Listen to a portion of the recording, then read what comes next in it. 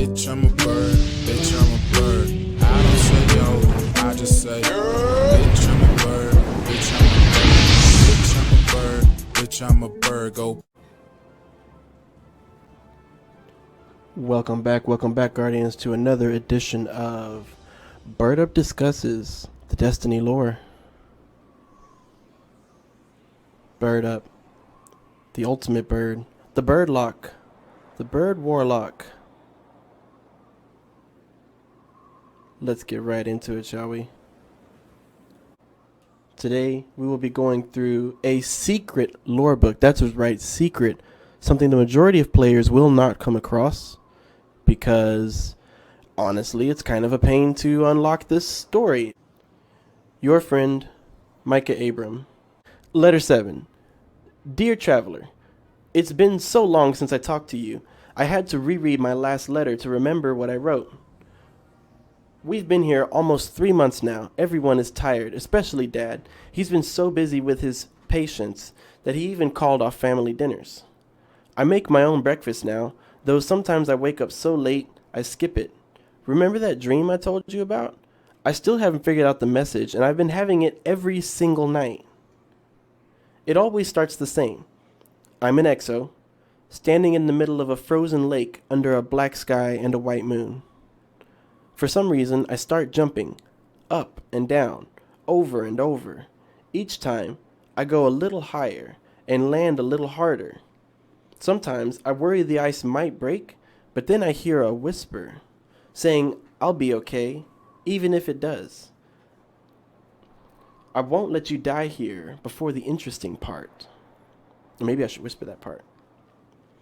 I won't let you die before the interesting part. As I jump, the whisper goes, higher, higher. Or maybe it says, closer, closer. Maybe it's both. Last night, I went so high, I almost left the atmosphere. From there, I could see that the moon was you, hovering above Io. I reached up to break away from gravity and fly to you. But then a different voice yelled, You're acting so selfish! Which is when I woke up and heard Dad and Papa fighting. Oh, snap, snap, snap, snap, snap. Quick summary of Letter 7. Really, we're going more into detail about the dreams that he was having, which apparently he's now having every single night, which is definitely a vision, a sign of light. The traveler is sending these visions to him. Starts jumping up over and over again. He gets higher and higher. Gets closer to the moon in the sky, realizes that it's the traveler over Io. By the way, just to set up the timeline for this is Golden Age. This is before the collapse, roughly 2300, 24, somewhere around there.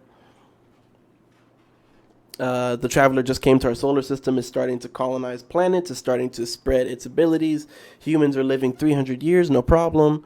And mankind is spread all over the solar system, discovering things that we really should not.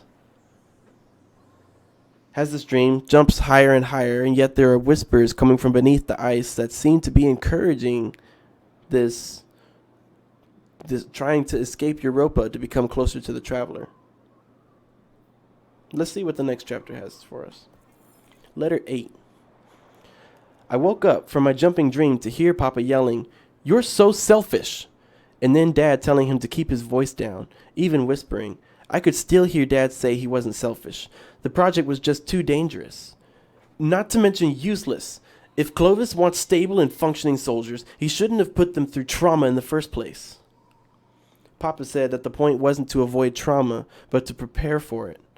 That we should be able to protect ourselves without relying on you, traveler. That something more powerful could come along, or you could turn on us. Which made me feel sick again. Papa's always told me about how much you've given us, how we should return the favor by learning and exploring and stretching the golden age for thousands of more years. But now he is saying, skip the ethics lecture and tell me, if you knew humanity could be wiped out in the next 50 years, wouldn't you try anything and everything to save us, to save our child? It got quiet then. For so long, that I almost went back to bed when I heard Papa again. This DER stuff is hard, but I think the humanisms you suggest are the solution. In fact, I'll bet my life on it. Dad said that's what he was worried about. I love you, but forget about being safe in 50 years. Micah needs to be safe here and now. He said some of the colonists were going home with the next supply ship. He hoped Papa would join us. Papa started crying then. I got back into bed and piled all my penguins on my head to block it out. It didn't really work because then I started crying too. What's going to happen, Micah? And I was just trying to think and clarify who is who, because all I have is Dad and Papa. But we know for a fact that it seems... I'm sorry, I got to read this one more time. Okay, Papa is Dr. Hector Abram. Oh, well, you know what? We haven't even finished all the stories, so I'm tripping. Let's just read the last one. I'm getting ahead of myself. Dear traveler, this will be my last message to you. Maybe you won't see any of these messages anyway. Even if I knew now, I'm not sure I'd send them. I'm not sure about a lot right now. The next day was pretty normal. Papa made breakfast and walked me to school, which he's never done before. I think he was worried I heard their fight because he said he was sorry for working so much. Then he asked if I liked it here. I really didn't know what to say, so I said yes, but I missed Mars.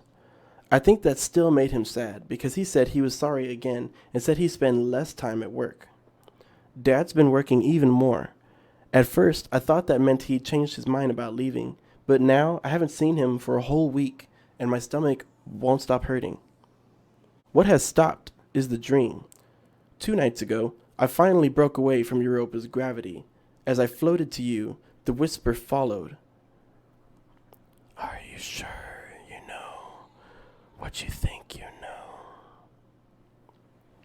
I woke up before I got close to you, and last night I didn't dream at all, which must mean I figured out the message.